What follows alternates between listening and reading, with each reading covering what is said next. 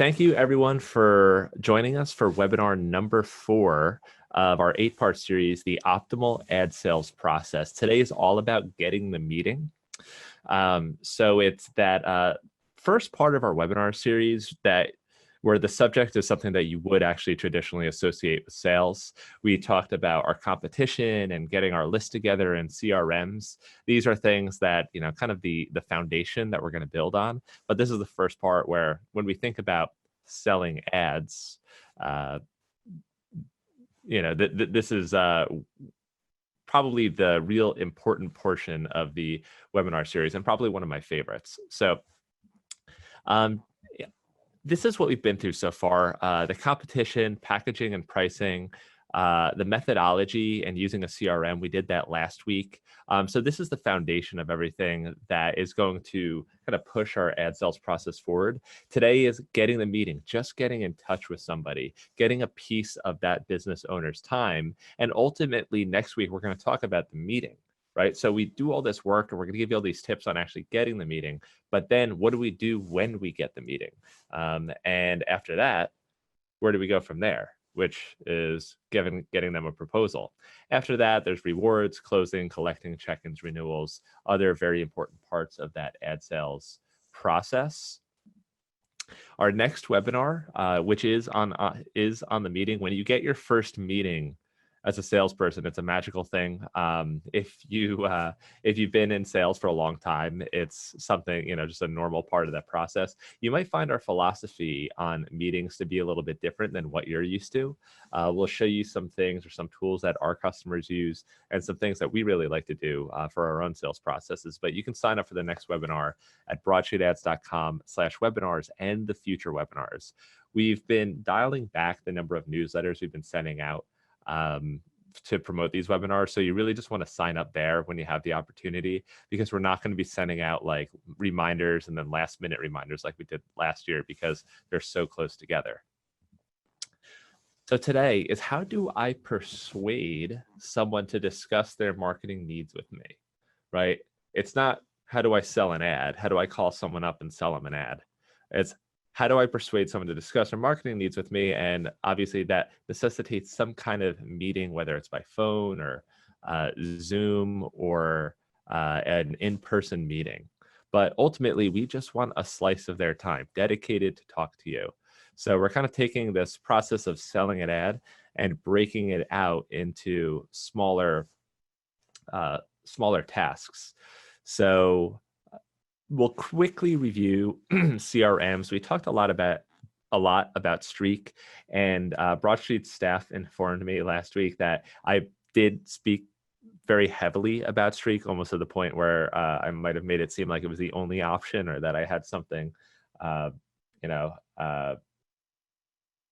that I was almost pitching Streak in a way. That's not really what I intended to do. I thought it was a really great and simple tool for anyone to get started, much better than a spreadsheet. But someone had also suggested Pipedrive. So I did look into that. I really like that too. And I'll discuss that very briefly today too.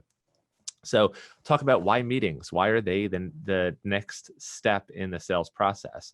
Reaching out. When you do reach out to get a meeting, what are some things we can say? We have 10 different scripts, or at least ways of pitching the advertiser or the prospect for a meeting that you could use to build on, if not just use outright. Expected responses. What are the things that they're probably going to come back with? It's really not that varied.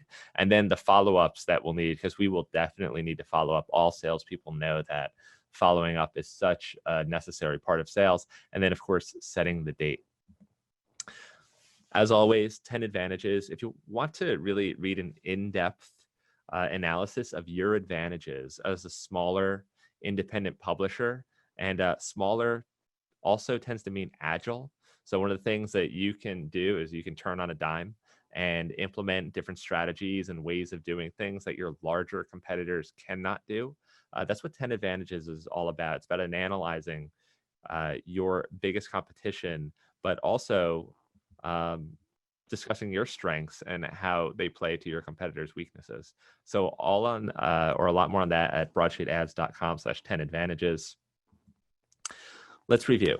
Last week's webinar, we discussed CRMs, but to boil it down, it's really about being efficient. We have a big pipeline of people that we want to discuss marketing needs with, right? If we went out and we had our year-end revenue goal or our monthly revenue goal, 10K a month, well, we need to get a list of all of the potential people that we could work with in one place. So if we have a goal here and we need about 20 people as paying advertisers to fit into these packages to hit our 10K a month goal, well, that might mean we need a prospect list of about 200, right? Maybe we can work off 100, maybe we can work off 150, but we want to try and get like almost 10 to 20x the number of people on a prospect list to hit our 10K a month high level plan. So we take a big goal, and again, we just use 10K because it's a round number. You can add a zero to it. If it's 1,000 a month and that's your goal, you can subtract the zero from it. But we want to take whatever that goal is, and goals, it's easy to set goals. We're always optimistic. We have we have the best of intentions at the beginning of the year, but it can seem like a pretty daunting task when we do set that goal. So what we want to do is take big tasks and break them down into smaller tasks. And here we have our $250 a month package. We need a certain number of those. $500 a month packages, $1,000 a month packages. So we take that big goal, we break it down and say, okay, this is what I need to do. And in fact, we can break it down even further, and it gets, or at least seems, much more manageable. Could we do this in 90 days? This is 1/4 of that big year-end goal. Could we get 2 people at $250 a month, 2 people at $500 a month, and 1 person at 1,000? The 1,000's probably the big one, but could we do this in 90 days? It's 3 months, a full quarter. If we just made this the absolute focus of our Money Monday, Money Tuesday, somebody recently reached out to me and said they were doing Money Tuesday. If you made this the focus of your Money Monday, could you do this over the course of a month or 3 months? I think you definitely could. So if we're going to do this, we want to be efficient and we want to use a CRM, customer relationship management. I used Streak very heavily in the last webinar. Someone suggested Pipedrive. I like Pipedrive too. There are so many CRMs out there, and anything that seems intuitive, easy to use, and importantly is inexpensive, because most customers are not in the market for an enterprise CRM, so it should be something that has a reasonable price per user, if not free, is something that we're going to be recommending. So we want to push prospects through the stages of this pipeline. So we have a big list of people we've never reached out to, and we want to move them toward different stages, like these are the people I contacted, and these are the people I've gotten a meeting with, and these are the people I did meet with and are waiting on a proposal, and these are the people who have signed so far. So we're moving them from this left side of the screen over to the right side, and we'll see a visual of that. But this is all about maximum efficiency. We can't really do this in like a one-off, just kind of like when you think of it. And I think most salespeople, when they get started, in their mind, they think, okay, this person would be a great advertiser. I'm going to reach out to them. You send a one-off email, you wait on a response, you don't get one, and then you stop paying attention to sales for a little while, go back to covering stories, and then be like, oh, you know what? I'm really supposed to be selling. So that's what we want to stay out of. We want to be methodical and systematized and move through the sales process. So here is that Streak pipeline. So you can see I got our prospects over on the left.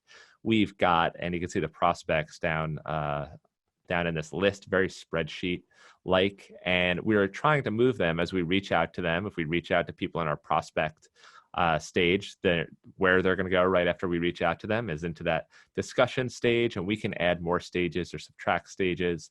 People are in discussions, we're trying to get them into meetings with us. So we're just trying to move people through this pipeline.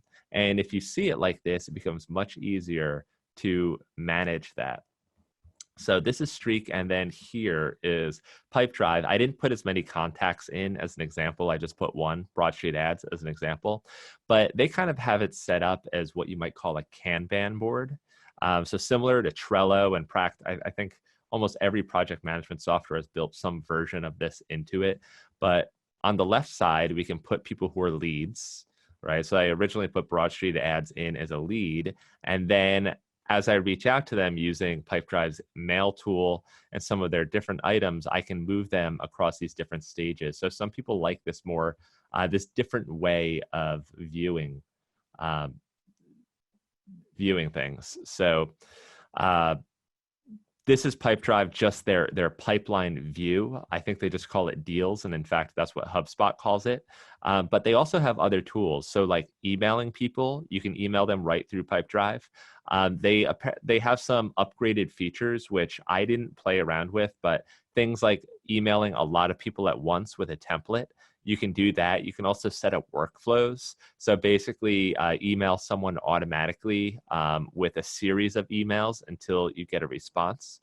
So little things like the follow-up that you would normally have to do manually, and we'll discuss today, you can also do with Pipedrive. So that's a really good option. I think it's less than 20 a month, which really isn't bad for a CRM as robust as Pipedrive seems to be. But I really liked how intuitive it was. So thank you, Matt. I did realize that the chart equaled 11,000 a month, a little bit of a bonus. So I realized that last year, but I just never changed it. It fit well. The designer did it, and an extra 1,000 a month. I guess you could surprise yourself early. So I figured it was only a matter of time before someone added them up and realized that was 11K. So why is a meeting the next step? Okay, so when I've talked to some independent salespeople who are primarily journalists just getting into sales, and they're like, they'll do one of a couple different things. They'll like email a bunch of advertisers. So they get the list together to some degree. They email a bunch of people with a template, and they send that to them and say, okay, this is what I'm offering. You should advertise on blah, blah, blah, here, here, and here. For only $300 a month, you can have your ad in the sidebar. Please reach out. So they're basically reaching out to somebody, even though nobody may know who they are. They're making an offer, and they don't really have like a great call to action, and they're trying to sell all at once. And we want to avoid that. We don't want to like just call somebody up and ask them to buy. I know we're talking about selling ads, and it seems like it's a one-time thing. That's really not what it is. It's really you learning about their business and discussing things with them and establishing your expertise and your ability to help them, and then putting together a proposal. It's like a more drawn out and more personal process than that. And that's where you're going to see the most success. So your goal isn't simply to sell ads. You want to help them be successful. And it's hard to help somebody if you don't know what they need. So just why we want to facilitate a discussion. And sometimes they don't even know what they need. So you could sit down with somebody and say like, okay, what are your marketing goals for the year? And they're like, I don't know. Like, they're trying to keep the doors open. They're trying to run their business. They don't even know what they need. So sometimes you need to like kind of pull that out of them and kind of get a sense of what they want so you can help them. So we're just kind of taking it slow, non-committal, and that's the way we want to approach it. Now, we know our goal in the end is to have them on board as a paying advertiser, but they need to be able to understand how you're going to help them. And I will tell you this, every single business owner in the world would like help. They hire employees. They will pay for people to help them if they believe that person is going to help them, if they believe that they're going to see a return on their investment. If they're going to spend $300 or $500 or $1,000 with you, it's because they believe that there's the chance that it's worth it, that there's value there, that you're going to help them bring in $1,200 or $2,000, whatever that is. So we just want to take it slow, learn about their needs, and take it from there. So joining us as we kind of jump into this webinar, we of course have Annette, as always, Annette of Annette, all-star salesperson. And as we go through this, if any questions come up, there is that Zoom webinar or that Zoom chat functionality. So I always keep an eye on the Zoom chat. If you do have any questions or need me to clarify anything, I always keep an eye on that, and I'm happy to go ahead and address any questions that come up, and Annette as well. So we talk about a meeting. We're usually talking about a phone call, screen share, in-person meeting, just anything that effectively facilitates a question and answer. So let's talk about the approach. And we just kind of touched on this, but we want to be effective and efficient, but not overwhelming. And in fact, we want to think about what is the simplest win? If we're going to reach out to somebody and ask them for a meeting, like what is the simplest win here? We might be tempted to think that a meeting, well, duh, we're reaching out to them. We're trying to get a slice of their time. Isn't that like, let's think even deeper, right? What is the simplest thing? Because the biggest hurdle isn't actually getting them to agree to a meeting. The biggest hurdle is actually getting a response, right? So this is one of the biggest roadblocks that we run into as salespeople, is that we reach out to somebody and we don't get a response, which is going to happen the great majority of the time. And this is by far the most time-consuming piece of the sales process, is that we just need to reach out to somebody until they respond to us.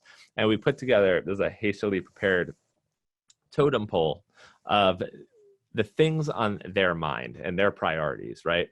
So a business owner, right, when they walk through the doors, typically has to deal with a bunch of fires going on at any given time. You know, they might seem like they have it like all under control, but for the most part, like there's always something going on that, you know, the stuff they actually wanted to do has to take a back seat. Right now, they have to deal with something that just came up, could be an HR issue or a finance issue, or the website's down. Or how many of us as business owners have experienced this, where we have a whole checklist of things that we're going to do one day, and we don't get any of it done because something else came up. Now, it could be a breaking story that can happen, or it's more likely something like the website's down, or my email doesn't work, or this person has a problem with this person. And we always have these daily fires that come up, right? So when we send an email to a business owner, is it really a surprise, even given just that sometimes they don't get back to us? But they also have stuff that they actually want to do that day, right? The things that were on their to-do list, where when the cloud's clear and wow, it's one of those quiet days where we actually have a chance to get something done. We can go through our to-do list and knock out a few things. We also have distractions. You know, they're on social media, they're doing things. This is all time out of the day that they're not spending reading their email and talking to you. Then they've got people they've heard of, right? So someone that reaches out to them, like a friend or an acquaintance or somebody they've worked with in the past, they kind of get priority over you. And then downtime, they're going to take their lunch, they're going to do things, they're going to look at, things to occupy and entertain themselves throughout the day. And then finally, there's you, that person in the inbox that they have never heard of. So your biggest hurdle a lot of the time is irrelevance, right? If you're reaching out to somebody and they haven't heard of you, or they have, but they just don't know you personally, you're kind of irrelevant. So you're all the way at the bottom of this list, of this priority list. So when you don't get a response, it's actually not a surprise, because they have all these other things going on. And no, Matt, you're actually not, you're the either stuff I wanted to do or the people I've heard of. And so you're toward the top of that list. In fact, in the past, I was probably that person on the bottom of the list for you. So, but that's just how it is for sales, right? So we just want to get a response. And this is where most of the effort is typically spent. And there are lots of good reasons you won't get a response, but there are strategies to get one. And once you get a response, getting a meeting is comparatively easy, right? So once you kind of like crack the code or break the seal, just getting them to spend that 15, 20 minutes with you is so much easier. All of the work just goes into getting the response. So some strategies of being that guy at the bottom of the totem pole. We want to keep it brief, communicate that we're interested in helping. Again, all business owners would love to have someone to help. They're just skeptical that anyone's going to be able to help them in what they're doing, and make it clear that you expect a response, right? So don't send an email and say, hey, let me know if you're interested. Like, we need a more actionable, or we need a better call to action than that, right? Something that I'm expecting a response. So these are some basic strategies that we'll see. So we're going to talk about contacting.